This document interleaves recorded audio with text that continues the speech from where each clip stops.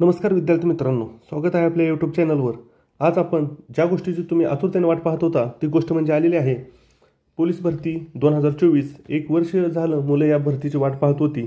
आता आपण अहिल्यानगर पोलीस भरतीची एकूण पदे किती आहेत आणि त्यांचं प्रवर्गानुसार वर्गीकरण कसं आहे आणि कोणत्या प्रवर्गाला किती जागा आहेत हे आपण डिटेल एक्सप्लेनेशन पाहणार आहे।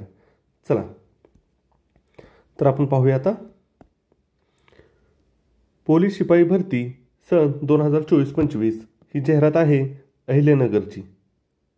अहिल्यानगर पोलीस शिपाई एकूण पदे किती आहेत तर एकूण 73 पदे आहेत मित्रांनो। किती?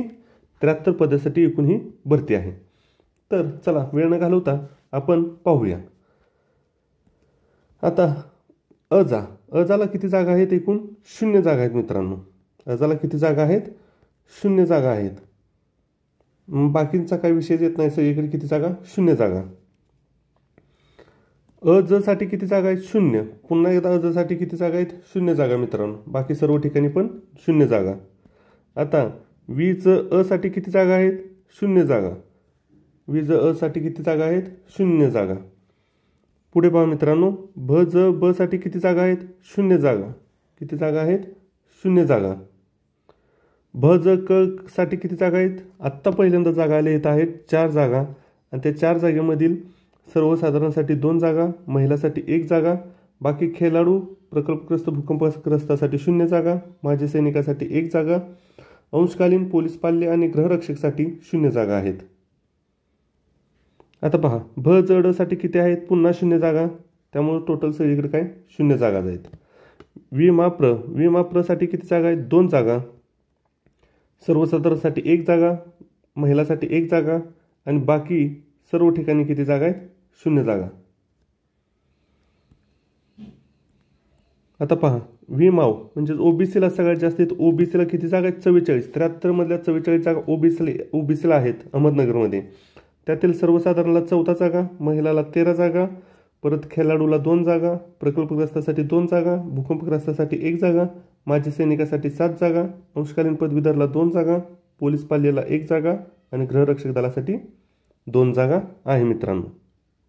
आता पहा एसीबीसीला किती जागा आहेत? एकूण 16 जागा।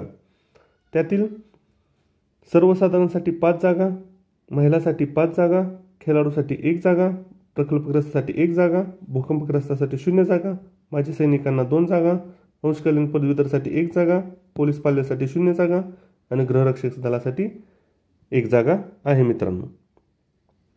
ईडब्ल्यू साठी सुद्धा 0 जागा आहेत। किती जागा आहेत मित्रांनो? ईडब्ल्यू साठी सुद्धा 0 जागा आहेत। आणि अराखीवमध्ये किती? एकूण 7 जागा आहेत।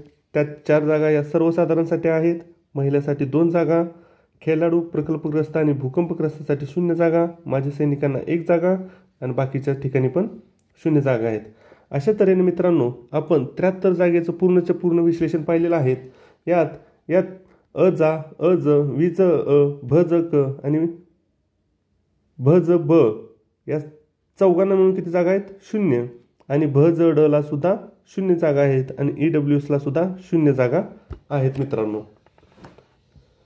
तर ज्यांना कोणाला जीएसची भीती वाटत असेल मित्रांनो, त्यांनी आपल्या चॅनलवरील PYQ एक्सप्लेनेशनची बॅच पाहायला सुरुवात करावी।